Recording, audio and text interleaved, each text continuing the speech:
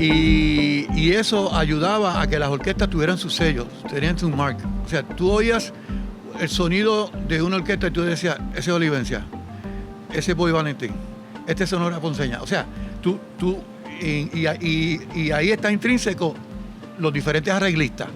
O sea, cuando tú escuchabas un arreglo musical en la Sonora Ponceña, tú dices, ese arreglo es de Bobby, ese arreglo de Perico, porque Perico comenzó entonces a entrar al ambiente arreglando también. Y él tiene su marca también, igual que él tiene su sonido.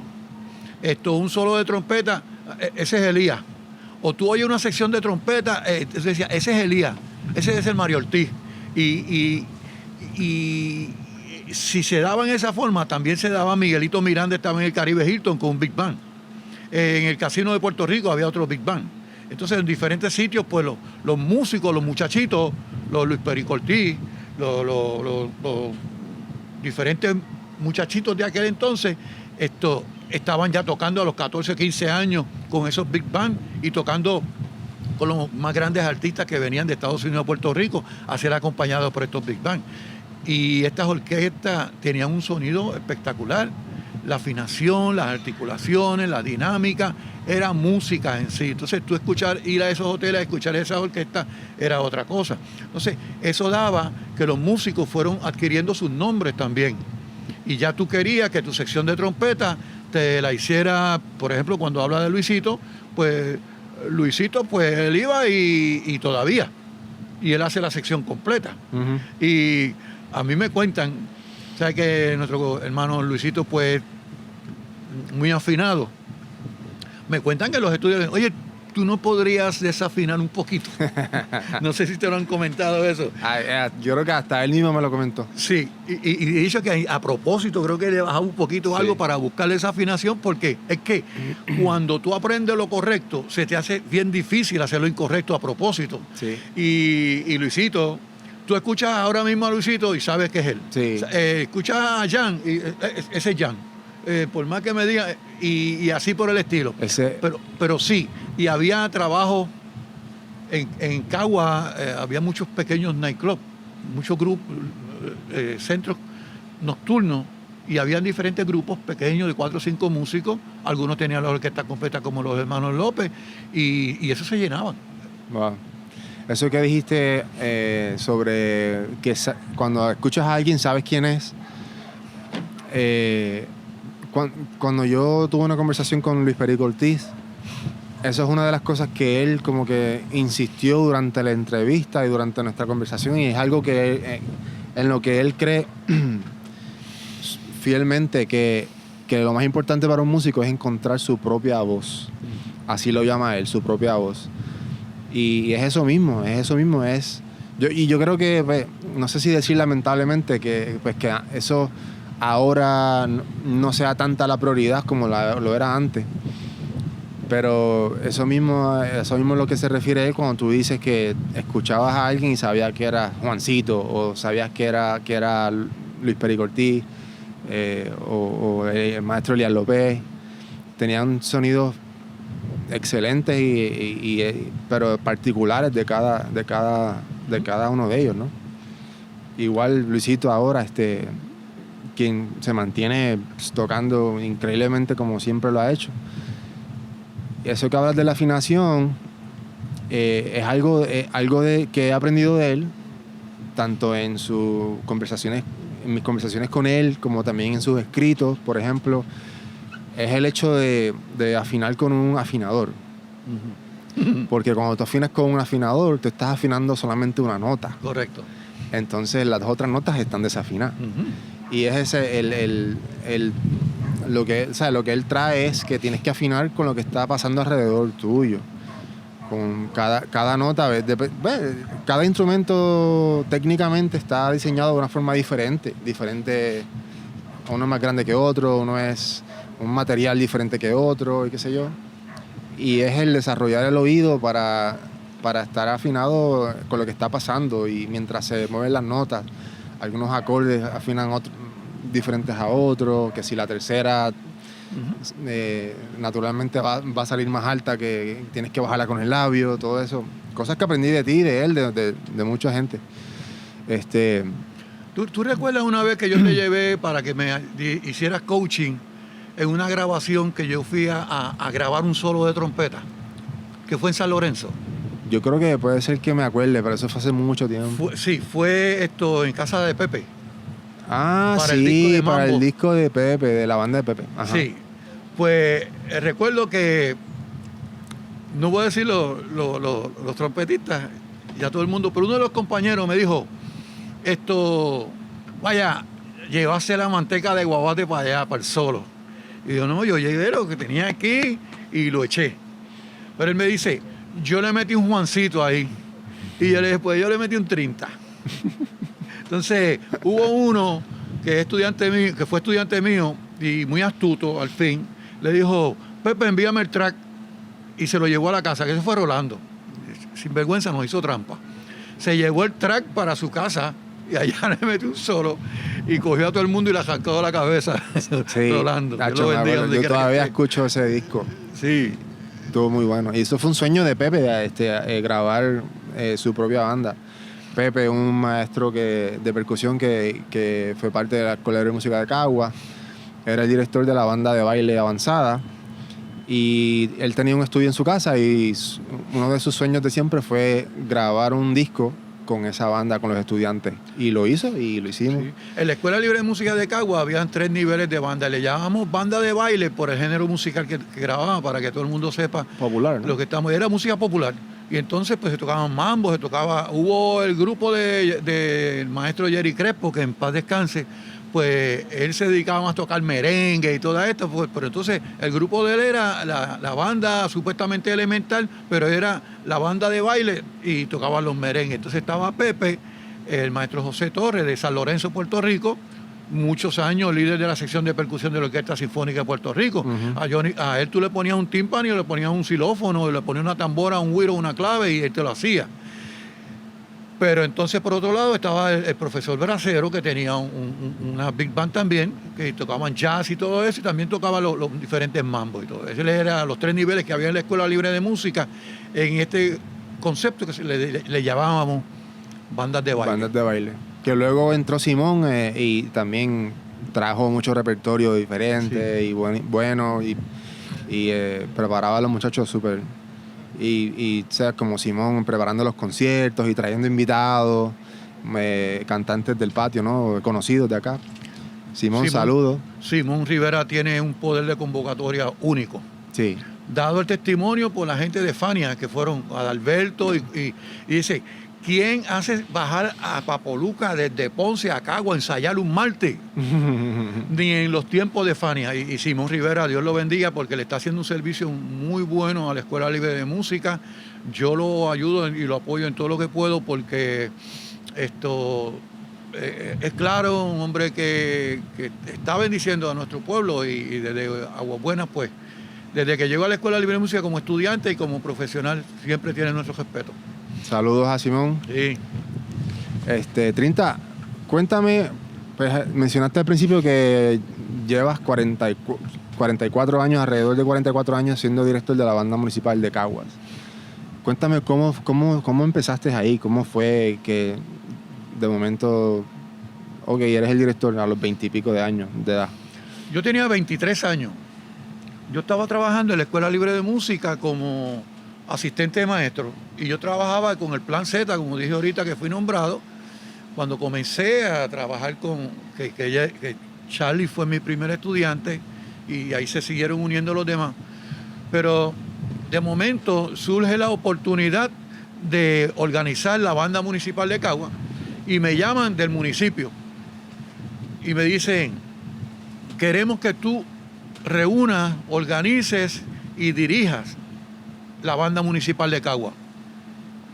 Yo dije, un momento, porque para esos días el profesor Juan Pacheco Albino, que en paz descanse, me había dicho, Trinta, a mí me van a dar la banda municipal de Cagua. Y cuando me den la banda municipal, yo quiero que tú seas mi asistente. Yo estaba en la iglesia, yo no estaba tocando en la calle. Y como yo me voy a ir a guisar, a tocar baile fines de semana, cuando la banda tenga actividades fines de semana, tú te encargas de dirigirla. Y ese fue el acuerdo que yo llegué con Pacheco. Y mi palabra es mi palabra.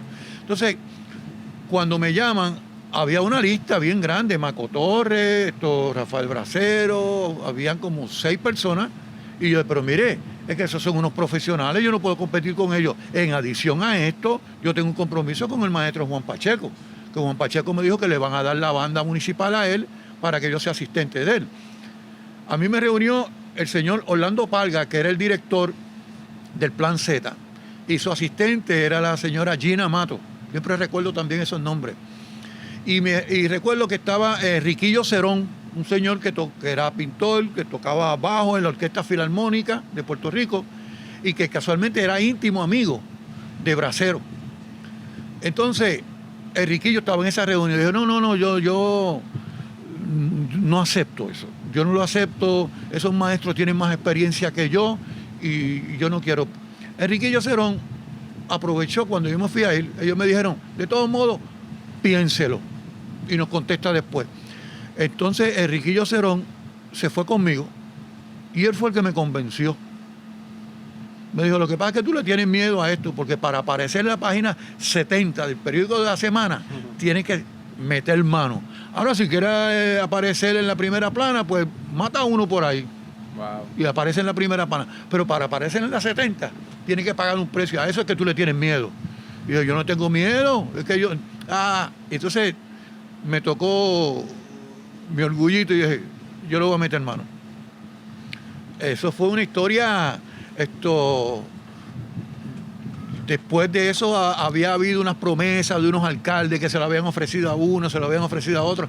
Todos ellos contaban con que iban a dirigir la banda municipal. Y entonces cuando yo, pero ¿por qué soy yo? Y me dijo, Trinta, te vamos a explicar. Tú tienes la capacidad para hacerlo porque nosotros hemos investigado. Pero el detalle principal es que tú perteneces al Plan Z, que es nuestro. Los demás compañeros, unos están cogiendo seguro social y no lo pueden porque esto es un plan federal. Y los demás están en el Departamento de Educación. Y nosotros queremos una banda que cuando yo la necesite en hora escolar, pues venga esa persona a trabajar con nosotros. Así que nosotros el sueldo que te vamos a dar por la banda municipal te lo vamos a añadir en el sueldo sigues como maestro de la Escuela Libre de Música, el sueldo te lo añadimos en el mismo sueldo, que fueron $300. Y ahí continúa. Y yo dije, bueno, pues está bien, pues vamos a comenzar. Ahí yo comencé a mandar a los muchachos a la oficina, a estudiantes de la Escuela Libre de Música. Un detalle bien importante, se llama Julio César Ortiz García. ¿Otra vez? Otra vez. Cuando Julio César Ortiz García, yo me imagino que a él le pidieron la opinión con relación a mí. Cuando a él le dicen que voy a ir yo, él me dice, mira, esta es la llave de la escuela, tú tienes permiso de utilizar el repertorio de la escuela, está comenzando la banda en cero. Los atriles, las sillas, el repertorio, el lugar de ensayo, todo te lo vamos a ceder para que la banda se levante. Julio César Ortiz García, por eso fue que yo le quería dedicar el 40 aniversario a él, por el respeto y lo agradecido que estoy de mi vida profesional a Julio César Ortiz García. Nos comenzamos a reunir en la Escuela Libre de Música, todos eran estudiantes de la Escuela Libre de Música, se estableció la política y el protocolo de establecer. Recuerdo cuando el alcalde de aquel entonces me dice, las actividades las vamos a coordinar desde aquí, la oficina del alcalde, entre tú y yo. Y yo tengo mi razón por la cual. Así que vamos a hacerlo así. Así yo lo hacía, comenzaron a llegar las actividades y recuerdo que el 10 de enero de 1978, en noviembre de 1977, a mí me dieron esa responsabilidad. Noviembre, diciembre y en enero ya yo tenía 30 canciones montadas, repertorio que había adquirido de la Escuela Libre de Música, y inauguramos la banda municipal para aquel entonces. De ahí para acá son 44 años. De esos 44 años he trabajado 2 de gratis. Uno fue cuando que yo recibí la permanencia y por asuntos legales no podía hacer, y yo me mantuve como director de la banda hasta que se solucionó el inconveniente. Y la otra fue ahora con la cuestión de María. 30, algo que quería tocar es que tuviste, no sé exactamente en qué años fueron o cuánto tiempo estuviste, pero tuviste una experiencia tocando con Richie Ray y Bobby Cruz. Y es algo que siempre me has contado un montón de anécdotas de ese entonces. ¿Qué me puedes contar de eso? Un domingo yo estaba en mi casa, yo fanático de Richie Ray y Bobby Cruz, y ese sonido de las trompetas. Y un domingo yo estoy en mi casa y me llamaron porque hubo una situación con unos trompetistas y no iban a poder llegar a Mayagüez. El señor Tony Cintrón, trompetista, que era el que le dirigía la orquesta a Richie y a Bobby en Puerto Rico. Entonces, pues, él pues sabía de mí, me llamó por Manny, él supo por Nolin, un trompetista de Cagua que tocó con todas las mejores orquestas también. Y él me llamó para que yo fuera ese domingo a tocar allá. ¿Con quién? Con Richie Ray y Bobby Cruz. Yo, con Richie Ray y Bobby Cruz. ¡Wow, qué brutal! Entonces, pues yo llegué a Mayagüez y llegué tempranito. O sea, eso fue a primera vista el Alguizo. A primera vista, pero no solo a primera vista, sino yo llegué y como me habían enseñado, me senté, me agajé la carpeta de segunda trompeta.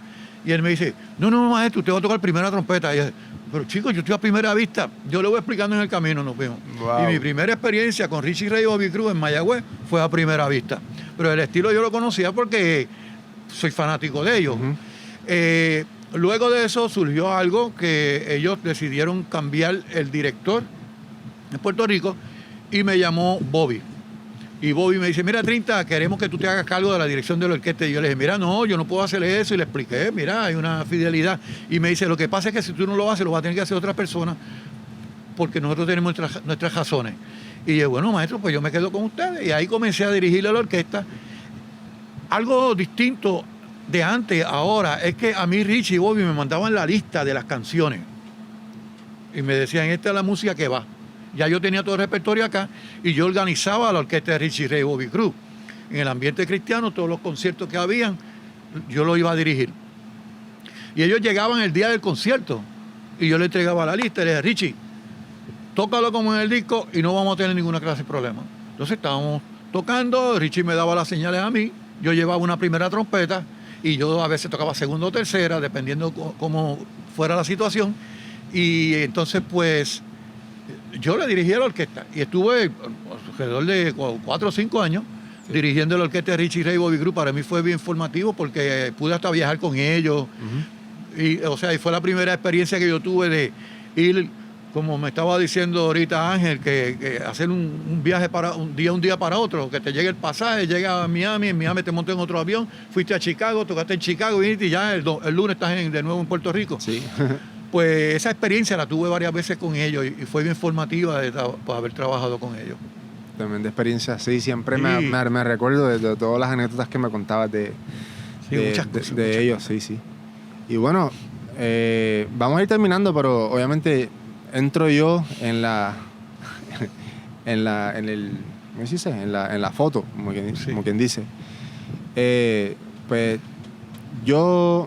mi papá es músico, mi papá su carrera musical más larga con alguien fue con Andy Montañez en los 80, 90, por allá. Me acuerdo yo pequeño, mi primera experiencia musical fue en el coro de niños de Cagua y un día llego de la escuela y mi papá me dice, ok, vente, móntate, vamos. Y yo no sabía ni para dónde me iba a llevar y me llevó y me llevó donde a Nestel, que era la directora en ese entonces del coro de niños de Cagua. Y me dijo, mira, pues vas a empezar las clases de música aquí a cantar con los niños, el coro de niños de Cagua, no sé qué. Y ahí empecé, no me acuerdo qué edad tenía, 7, 8 años, 6, 7 años, no sé. Y ahí pasé a las flautas dulces, al coro de campanas, estuve ahí, no sé, quizás un año o 2 o 1 y medio, hasta que después pasé a la libre. Y Ortiz fue como que el que me recibió, Julio César Ortiz, otra vez, pues él recibía a todos los estudiantes y los guiaba y se los llevaba a un maestro así. Me acuerdo, tengo que decir esto porque es la verdad, me acuerdo que él me llevó donde Carmelo Acevedo para que fuera mi primer maestro de trompeta. Pero digo, antes de eso ya yo había empezado solfeo con Quiñones y él siempre trataba de que empezaran en lo que es teoría musical para que fueran al instrumento, cuando escogieran el instrumento, fueran ya un poquito más o menos con algún conocimiento de música. Y nada, luego que él siempre la gente me pregunta, ¿por qué escogiste la trompeta? Y eso yo no tengo explicación porque mi papá es saxofonista. Si hubiera dicho saxofón, pues hubiera dicho, pues porque mi papá toca saxofón, pues yo toco saxofón. Pero yo me acuerdo que Ortiz me preguntó, ¿y qué instrumento tú quisieras tocar? Y yo dije, yo creo que fue que eso fue como en un pasillo de la Libre, y a lo mejor vi a alguien tocando trompeta en el pasillo sentado, y yo dije trompeta, sí, pero sin ninguna razón. Ah, pues ok. Y me acuerdo que no sé si fue ese día o uno de esos días me dio una trompeta de esas viejas que tenía por ahí tirada, que los pistones ni le bajaban. Llévate eso para tu casa. Y ahí me la llevé yo para allá. Y me acuerdo que mi papá es testigo de esto, que no me salía nada y no sabía qué hacer. Y él más o menos me decía, sopla aquí, vibra acá. Yo no pasaba de un sol así de segunda línea y no... Yo dije, esto es más difícil de lo que yo pensaba. Pero eso fue el primer día, segundo día. Bueno, él me llevó a donde Carmelo Acevedo. Por alguna razón estuve con él en unas cuantas clases, pero como que no sé, de verdad no me acuerdo cómo fue el intercambio. No sé si ustedes, no sé quién le pagó a quién, pero no sé cuánto estuve con él. Fueron las primeras clases, pero yo sé que luego pasé a ser parte de la clase trompetística de Trinta. Ahí en la escuela, que fue prácticamente pues, que me enseñó todo lo que sé de trompeta y los fundamentos. Sí, recuerdo que Carmelo, obviamente, cómo es, era empezar de cero. ¿Cómo se llama esto? Se llama boquilla, ¿cómo pones acá? Pero no fue el principio de mis clases técnicas como tal. Así que yo le debo a Trinta pues, los fundamentos míos como trompetista. Fue el que me lo inculcó a mí. Recuerdo Trinta, yo voy a hablar un poquito, porque el que conoce a Trinta como trompetista, los trompetistas van a saber de lo que voy a hablar, pero estoy hablando muy rápido y hay mucha gente que no me va a entender. Trinta, en la trompeta, en la técnica de trompeta está lo que se llama la flexibilidad. Los trompetistas van a entender. Bueno, Trinta, me imagino que todavía, pero Trinta tiene una obsesión con la flexibilidad. Pero en ese entonces yo no la entendía. Y a todo el mundo, a todos los estudiantes, incluyéndome,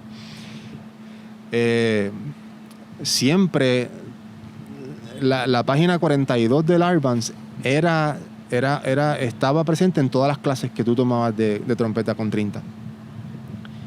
Que en ese entonces a lo mejor yo no las practicaba tanto y se me hacían difíciles y odiaba esa página, pero ahí estaba la página 42 de mi Arbanz, estaba amarilla, porque era la página que más usábamos. Y hoy en día le agradezco eso, porque los beneficios técnicos, los trompetistas van a saber, son demasiado grandes cuando uno practica flexibilidad, tanto desde el sonido hasta la facilidad de tocar frases y cosas. Bueno, este es el culpable de eso. El maestro se beneficia de buenos estudiantes. Y después de toda mi vida, estar exigiéndole a los estudiantes míos que lograran en la 42, 43, 44, conectarse con esa clase de ejercicio. El otro día tú estabas hablando conmigo y me utilizaste un término que era lo que yo buscaba, y era conectar los diferentes registros. Que el registro fuera de registro grave, al intermedio, al agudo, y que no se notara, porque tienes esa flexibilidad. Entonces, de hecho hay maestros que no dan clases de flexibilidad, no hablan de eso en las clases, pero yo entendía que había que tenerla, bueno, técnicamente, para que en cierto momento puedas capitalizar la cantidad de aire que vas a tener, porque vas a poder utilizar menos aire. A través de la presión del aire vas a utilizar menos aire, aunque parezca contraproducente, pero es así. Y entonces la flexibilidad te va a ayudar a que puedas fluir entre todos los registros y puedas crear lo que es la conexión, que fue la palabra que aprendí contigo, de todos los registros, y cuando vas a expresar una melodía puedas hacerlo con esa elasticidad. Sí. Y me acuerdo estando en la clase, viendo, pues Trinta siempre tocaba primero la lección y luego tú la repetías, y y la facilidad con la que se le hacía a tocar esa flexibilidad, los ejercicios de flexibilidad y lo lindo que le salía y no sé, para mí era impresionante y todavía no me sale así, pero sigo tratando. 30 me llevó a mí a prácticamente yo empecé a tocar profesionalmente, pues, porque 30 me llevaba aquí, me llevaba allá, la experiencia en la banda municipal de Caguas. Cuando empecé yo en los Caminos del Señor, yo era con 30 que yo tocaba en la iglesia, fue mi primera experiencia ahí con él, domingo tras domingo. 30 no solamente pues, maestro musical para mí, sino una figura de padre, ¿entiendes? Y no tanto los valores musicales que aprendí de ti, sino valores como ser humano, que el que te conoce sabe que lo que estoy diciendo es verdad, pero y nada, es impresionante que la trayectoria que has tenido como educador, porque muchos de mis compañeros también pasaron por tus manos y tú sabes quiénes son y se me hace difícil, porque yo no estuve en esa época, se me hace difícil el entender y pensar que yo fui parte de una generación, unos años que estuve contigo, pero llevas muchísimos años haciendo lo mismo y sacando a músicos y personas. ¿Qué ha sido lo más, dos preguntas, lo más difícil y lo más gratificante de la carrera como educador tuya? Ver un ser humano integral. O sea, para mí no es que salga buen músico, es que sea un ser humano funcional y que sea en unión a los padres, que estemos dando un ser humano que sea buen producto y que sea un buen ser humano que estamos dando a la comunidad, al pueblo, al país. Que sea disciplinado. El estudiante yo le trato siempre de enseñar de que sea disciplinado, de que respete lo que está haciendo, de que se dé a respetar a través de su profesionalismo, porque muchas veces a los músicos nos malinterpretan y nosotros disfrutamos muchísimo de nuestro trabajo, pero es nuestro trabajo.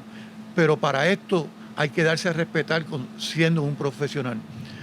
Cuando me entristece el momento cuando yo no logro que el estudiante sí que salga buen músico, me satisface. Pero si sale buen músico y no sale buen ser humano, porque yo intenté darle ese testimonio, ahí me siento triste y hasta siento como que no logré proyectarme. Pero escuchándote hablar ahora, pues, wow, es bien importante que un maestro pueda escuchar eso de sus estudiantes, porque vamos a saber que hemos aportado nuestro granito de arena y que donde quiera que ustedes estén van a tratar de hacer lo propio. En la música hay altas y bajas y uno tenemos que estar siendo disciplinados con nuestros instrumentos, porque va a llegar un momento donde vamos a bajar un poquito la intensidad de nuestra preparación, pero ya esos conocimientos van a estar.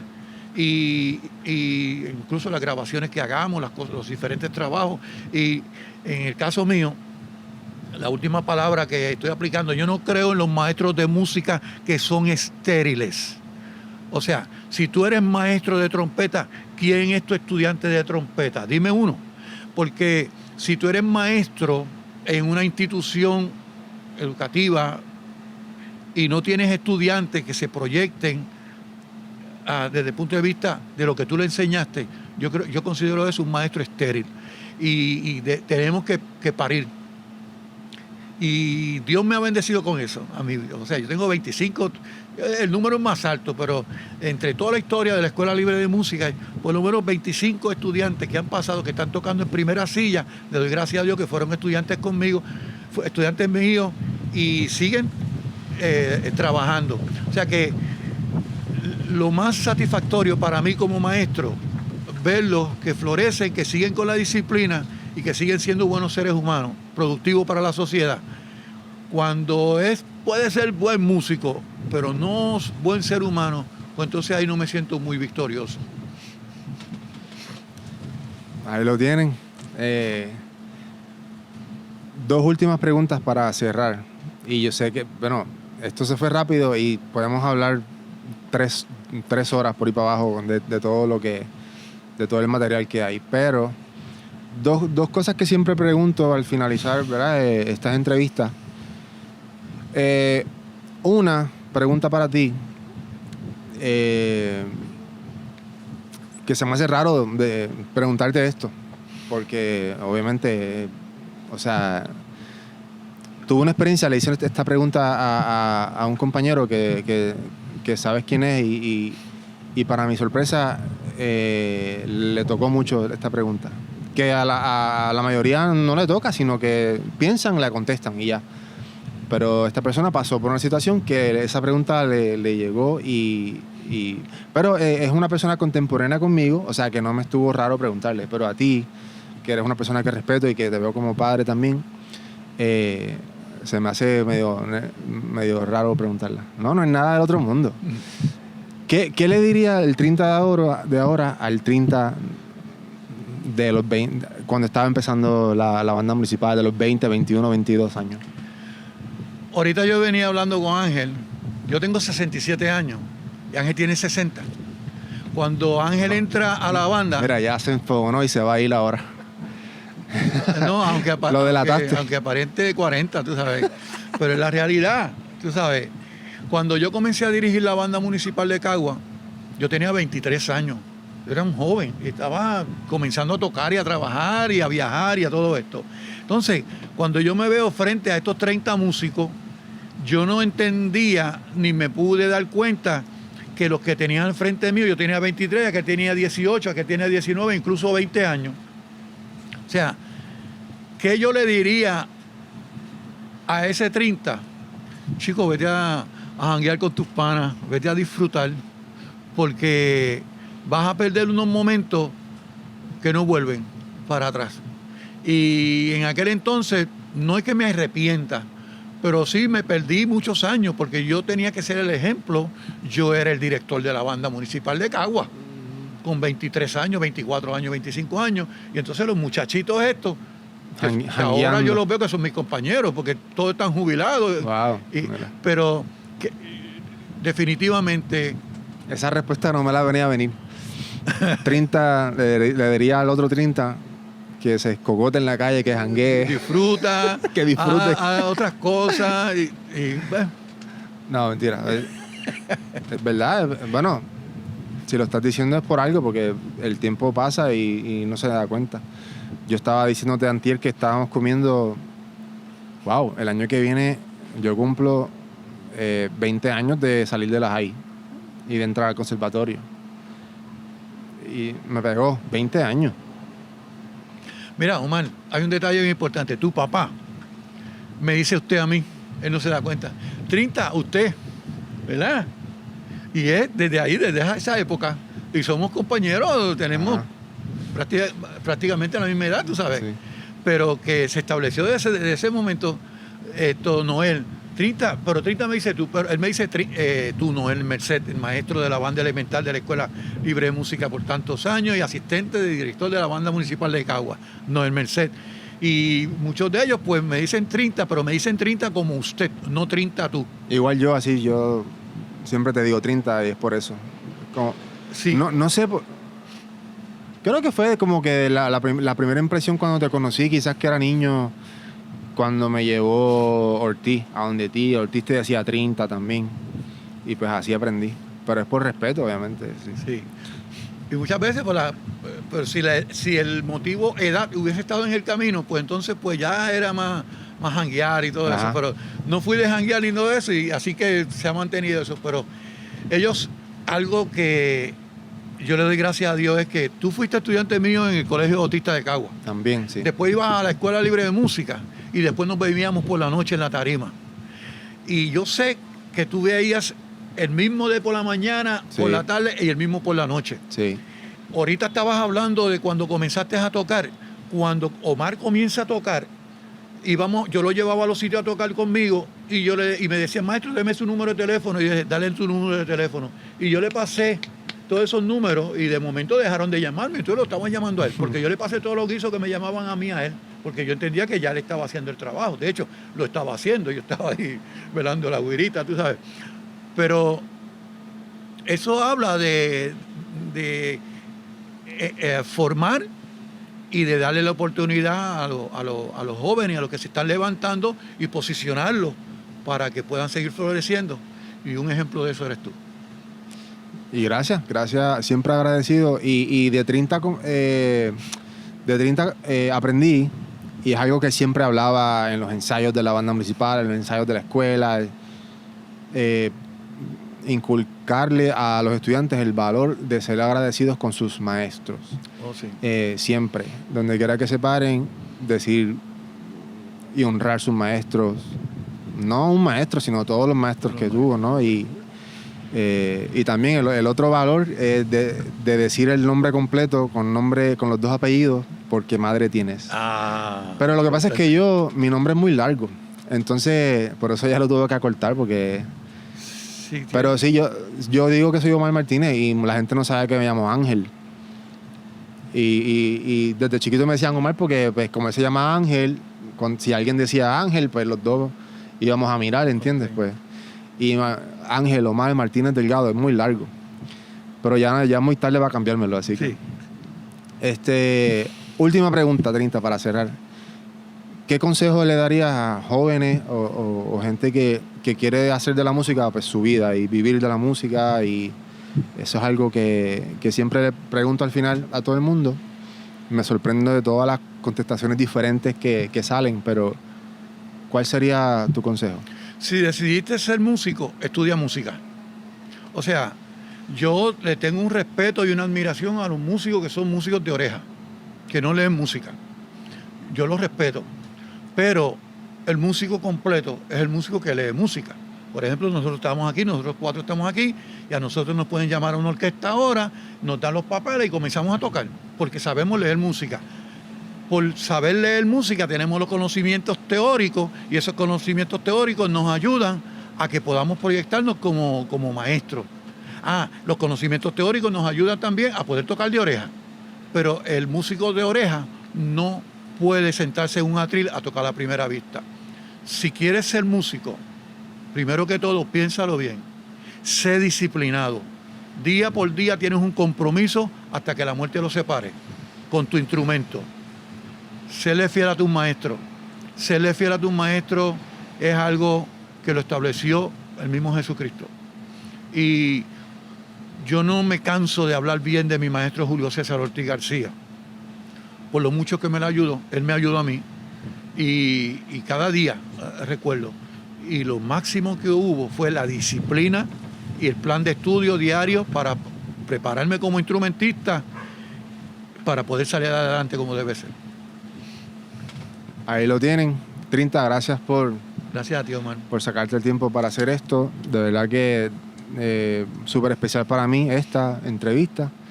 Y se nos quedó un montón de cosas fuera que vamos a hacer otra de seguro luego, pero quería que primero conocer quién es 30, su trayectoria y también la relación que tengo con él como estudiante y todo eso. Así que nada, gracias a ustedes por estar aquí hasta ahora y nos vemos en la próxima. Bye. Gracias, Juan.